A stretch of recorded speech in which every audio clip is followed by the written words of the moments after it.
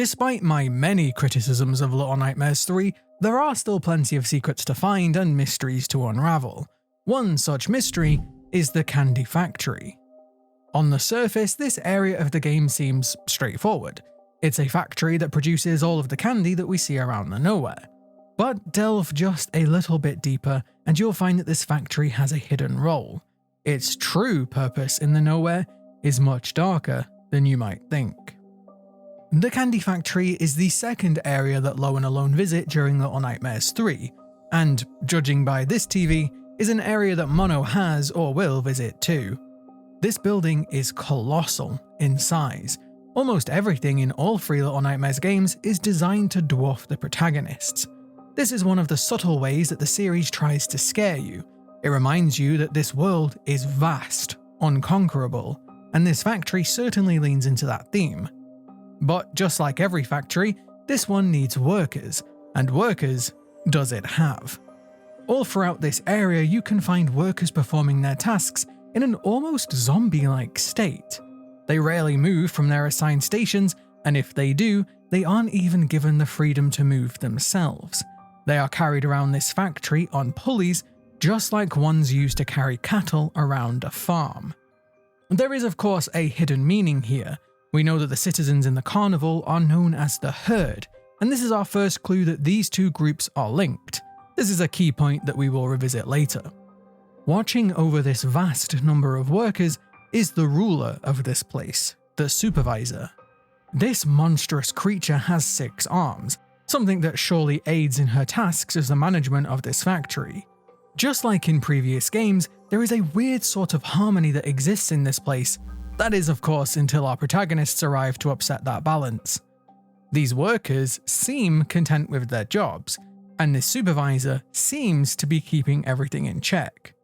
With just how much candy we can find in this factory and around the world of Little Nightmares, it feels like this factory has been here forever.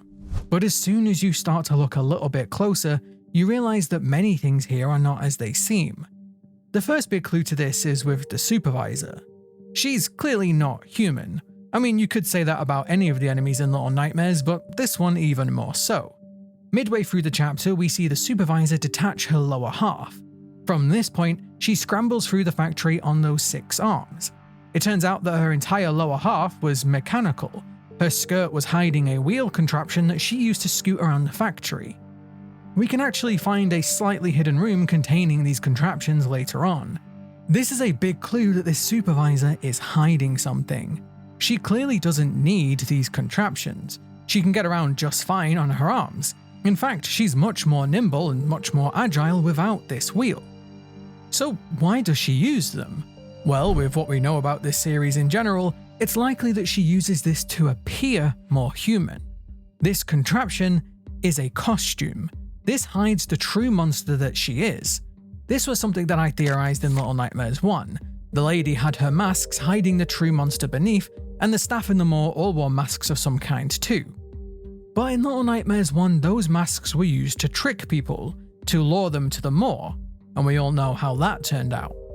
But this factory has a very similar and very sinister purpose. Our next big clue is just how much candy this factory produces.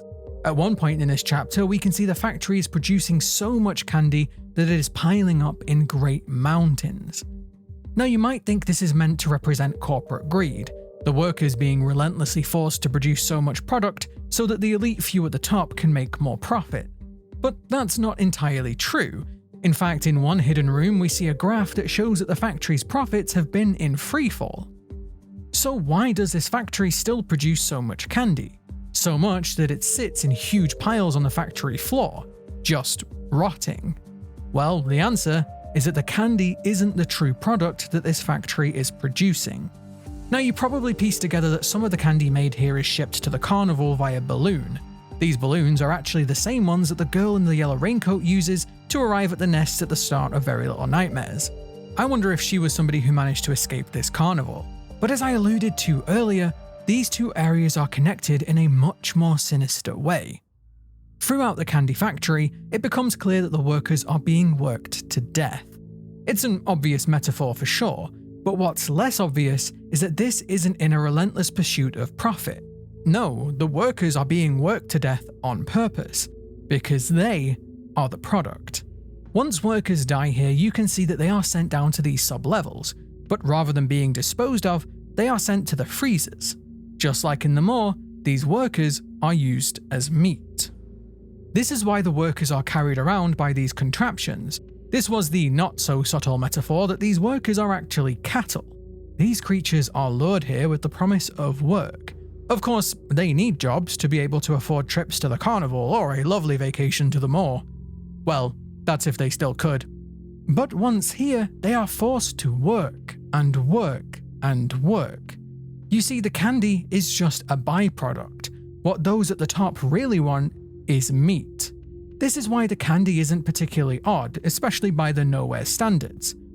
Just like in the Maw, the food was relatively normal, until you started to investigate it a little bit more closely.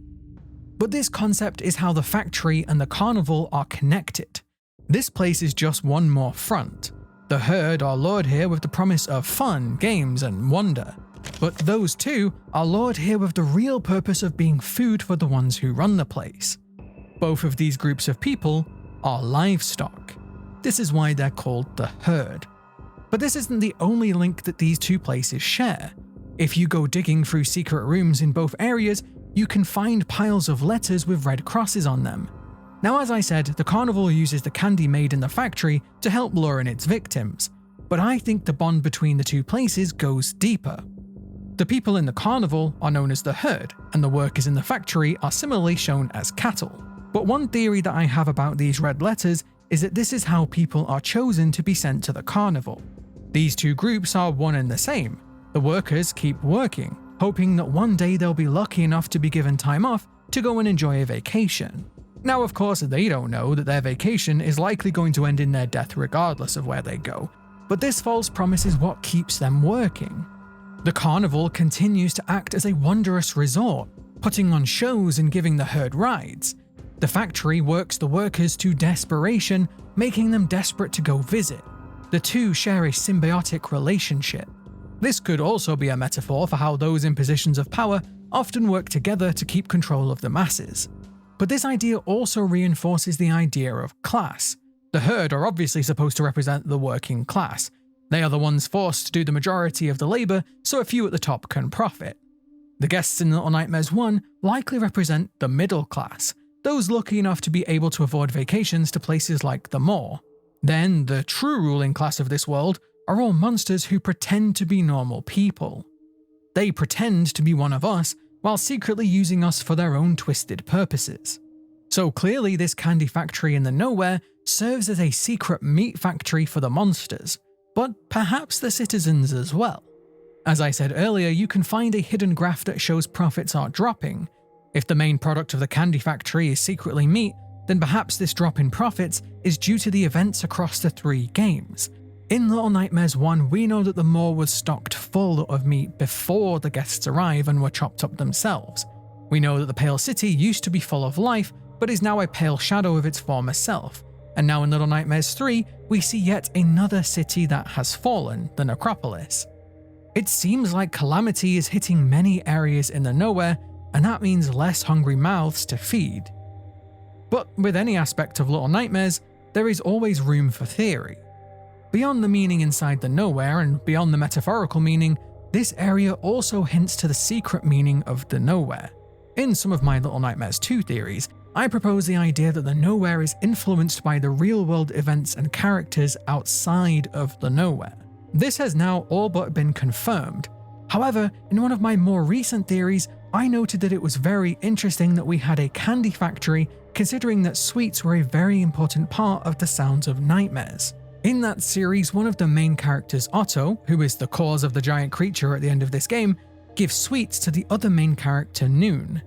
It becomes apparent that these sweets were in fact laced with sedatives, and despite being her counselor, Otto was secretly running tests on Noon to try and figure out how to get into the Nowhere. After losing his sister Cece to the same place, Otto is obsessed with trying to enter the Nowhere to get her back. There are many hints to this throughout the Institute that I'll cover in a future video, but these candy were a way that Otto forced Noon into a deep sleep. He knew that children first begin to visit the nowhere in their dreams, before the nowhere takes root in their mind and takes them completely. So, by forcing her into a sedated state, he was forcing her to revisit the nowhere and revisit her nightmares. He ended every therapy session with the same sinister line, "Sweets for my sweet." Something that this achievement references.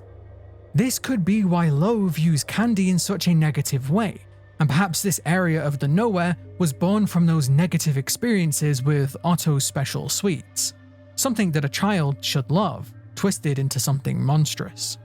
Now, despite these themes not being quite so eloquently displayed as in previous games, I did enjoy the factory's overall message. Notice how I now call it the factory and not the candy factory.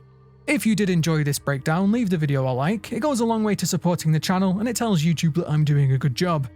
Thank you very much for watching, and I will see you next time.